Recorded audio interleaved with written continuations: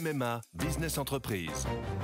Sandrine, qui dirige une entreprise de conseil, a pris une décision. Oui, cette année, c'est décidé pour ma vie pro et ma vie perso, c'est MMA. Pardon, mais ce ne sont pas les mêmes besoins. Pas les mêmes besoins, mais le même agent MMA qui me connaît bien. Disponible et à 5 minutes de chez moi, je sais que je peux compter sur lui.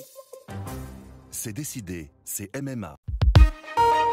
L'éditorial du Figaro. La morale d'une injustice par Vincent Trémollet de Villers.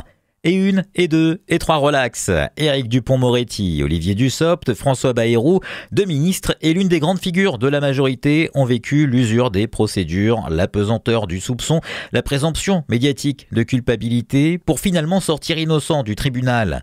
Si les affaires très différentes ne sont pas comparables, le symbole mérite que l'on s'y arrête. Cela fait 7 ans que François Bayrou vit sous la menace d'une condamnation judiciaire.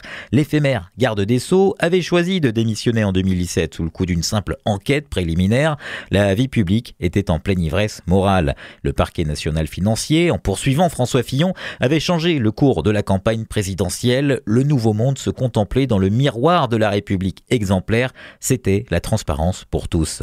Très vite pourtant, Emmanuel Macron s'est converti au charme du clair-obscur. Il a compris que l'hégémonie du pouvoir judiciaire n'épargnerait ni ses conseillers ni son gouvernement.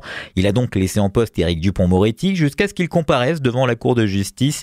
Il a même décidé de faire entrer au gouvernement Rachida Dati, elle aussi mise en examen.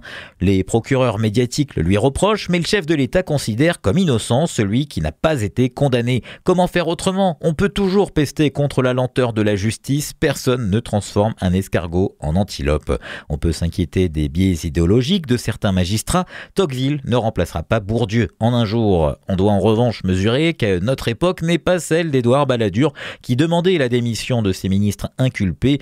Aujourd'hui, la conjugaison d'une rancune médiatique parfois obsessionnelle et des pulsions vengeresses du PNF fait vivre les politiques sous une menace permanente. Face à cette réalité, le seul principe de précaution, c'est le respect total de la présomption d'innocence. Depuis 7 ans, François Bayrou a été privé de fonctions qui lui étaient promises pour des faits qu'il n'a pas commis. Même si le patron du Modem a cédé plus souvent qu'à son tour aux facilités moralisatrices, c'est profondément injuste.